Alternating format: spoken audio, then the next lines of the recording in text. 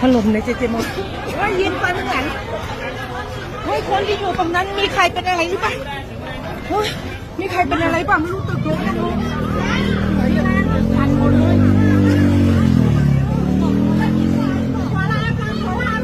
ไปค่ะฝุ่นค่ะรีบวิ่งค่ะ ตึก พี่ ถล่มสารนะ ไปค่ะพี่วิ่งค่ะ